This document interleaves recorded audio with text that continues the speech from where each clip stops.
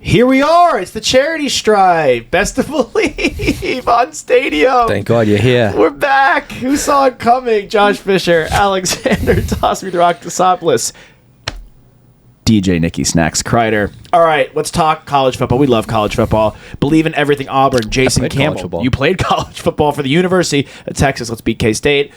Jason Campbell, one of the best to do it in the 2000s out of Auburn. Taylor Davis, they're talking about a firing going on over there and maybe a potential hire. Check it out. You look at over the years, when was the last time Ole Miss, they just had their first 10-win season. Like, let that sink in. That's just had their first 10-win season. So we've had years where we competed for championships. So that just means to me that his name, well, yes, it will galvanize recruits where guys, especially receivers, especially like running backs and quarterbacks. You want to talk about, they're going to look at that and be like, oh, they'll jump at that really quick because they know what his offense can do. Problem is, Lane has never had a defense. Yeah. And his biggest hire would have to be a defensive coordinator. T. Will.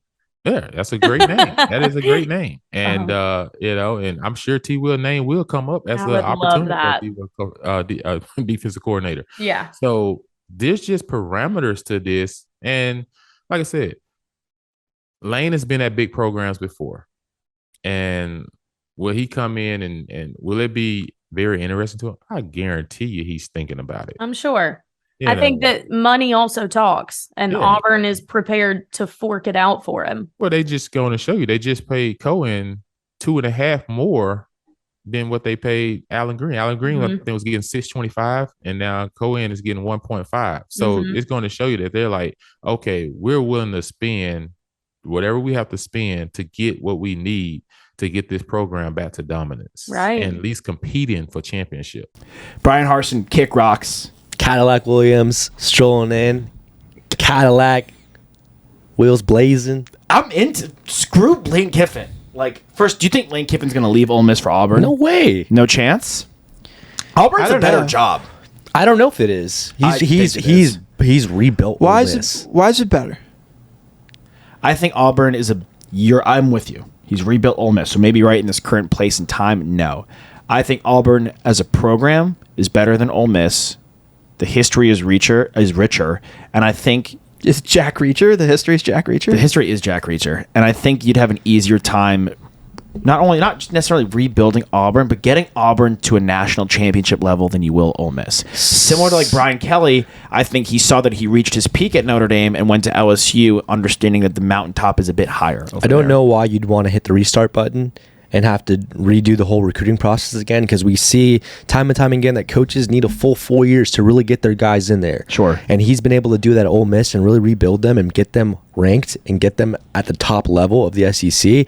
I see no reason why he leaves. Now, interestingly, Deion Sanders of Jackson State University will be in attendance at the Auburn game. He could be a potential option for the Auburn Tigers to take over as a head coach. What are your thoughts there? I love that. I don't think Lane Kiffin should leave. I want to say that. I was just playing a little DA, devil's advocate. Yeah. But I would District Attorney. Harvey Dent. Two-Face. Where is Deion Jackson. Johnson. Deion Jackson. Sanders. Williams. Johnson. Well, Cadillac Williams. Deion Johnson and Johnson. Cadillac being the interim coach is so cool. You know, he played with Ronnie Brown there. They both played with Jason Campbell. Yeah. What a backfield. Incredible backfield. So underrated. I feel like people don't talk about that backfield enough from college football. Lendale White does that on his show. He smack talks it. Why? Because him and Reggie were better? They were. Yeah, sure. Yeah, 100%. they won. Yeah. I get what you're saying, Nick. I will say if I'm Lane Kiffin, which thank God I don't have that guy's mind, but he's probably thinking that he is the master of the transfer portal. So he might not necessarily be as concerned as other coaches would if they were going from not as big of a conference joining the SEC. Fair. But we also don't know, like our team, the Texas Longhorns, Oklahoma Sooners, are joining the SEC. We have no idea what the restructuring of the SEC is. So maybe Auburn or Ole Miss ends up being in, if they break it into 3 different like divisions or something like that, and Ole Miss is with LSU and Alabama and Texas and Oklahoma or something like that, and Auburn's not, that could change things. If Ole Miss isn't and Auburn is, that could change things. Yeah. I want to throw out a name. That's a great point, by the way. That was almost a mind blower. a mind flayer. I want to bring up a name, Matt Campbell. It's time, dude. Get out of Iowa State and go to Auburn. Yep. It's time. That's a great job for him. Or Matt Rule. All right, let's talk about some championships potential, some potential winners. We'll kick it to these boys over here, talking Pac-12.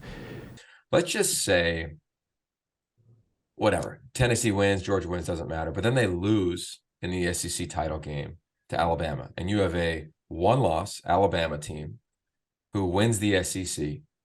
And you have a one-loss Oregon who goes undefeated in conference play for the first time in history. In what I think even the general public would say the Pac-12 is the most challenging it's been, the most talented it's been in years. Oregon will have played every team ranked right now if they happened to play USC in the title game.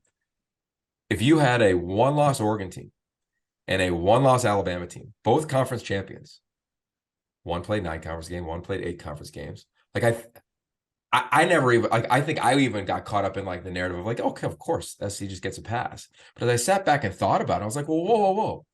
Why wouldn't we have the discussion around Oregon, who's done what they've done, if they are able to win out and beat all the ranked teams that are in this CFP ranking initial one right now, over a one-loss Alabama team? What do you think? Am I crazy? Yogi is crazy. I love that he loves Oregon and the Pac-12, and I love him on Elite 11. I think he's a great talent.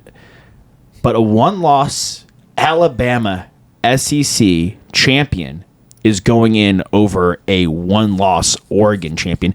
And who got smoked by Georgia. Yeah, absolutely smoked.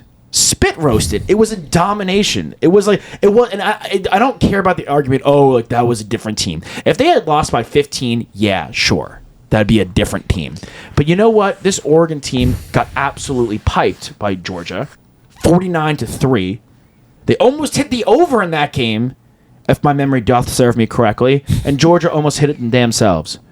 Okay, so Oregon needs a lot to happen. Heck, I think what was the point you brought up? Because that's why I wanted to get into this heavily. I was just posing like. Stop posing, bro. Dude, Such a strike poser. pose. Such a Strike poser. one pose. Such a 3, poser. 2, 1. Zoltan.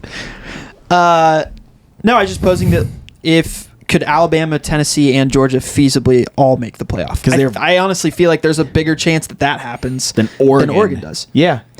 You mentioned Oregon. They pick who they play out of conference. That's their decision to play that game against Georgia. Of course, it's them and Georgia coming to an agreement. You go into that agreement saying, okay, yeah, if we beat you with the what has notoriously been a weak Pac-12 conference win and an out-of-conference win that's awesome against an SEC team like Georgia, we're looking great. But you got piped, as you said. That's what I'm saying. I mean, it's like playing poker. You know, you put your chips in and you risked lose. it. You lose all your pot. Look, they beat Ohio State last year. They're feeling good about themselves, right? You get it done at the bar last weekend. You go to the bar this weekend, and girl, it's a little hotter. You're like, ooh, bring it to the dance floor. Too much booty for one man to handle. Also, That's what I'm Alabama saying. lost in a very close game against Tennessee, who is now the number 1 team in the college football playoff ranking. At Tennessee. In Like, Knoxville, come on, Rocket bro. Top. It's a completely different loss. Plus Ohio State, plus TCU. What if they run the table? I mean, Pac-12, just because they're better this year than usual doesn't mean we have to reward that. I'm glad the Pac-12 is a bit better than usual, but I'm not here to hand out, donations and, gold stars and pats in the back. Participation awards. Yeah, 100%. And that's what Yogi's kind of asking for. A little bit. I don't want to seem like that, but I think it's possible. Sorry, You and Yogi. Yogi might throw some fisticuffs. No, dude. That guy's not throwing any kind of fisticuffs. Sorry, Yogi. Nah, he's jeans and flops. He wore jeans and flops. Manhattan Beach. He's chill, man. Yeah. Chill as a Does he even cucumber. own closed-toed shoes? Maybe not. I know you don't know him as Who well. knows? But I don't. Maybe not. That's awesome if he doesn't. Yeah. Shout out to him. All right. Wait, are Crocs closed-toed or yes, open-toed? you can't see the toes. They're But closed. you can see them if They're you look open heel. closely. They're open heel. They're open heel, but Open heel. they have little holes on them, so you can I kind ain't- of see in. I ain't looking that close. What do we got But next? I'm looking close at these next clips coming up. Late Show, Aaron Cohn, Lamar Odom talking Lakers, Bleav in Bulls, CJ Watson, and Nikki Snacks Schultz. We'll see you in just a hot second.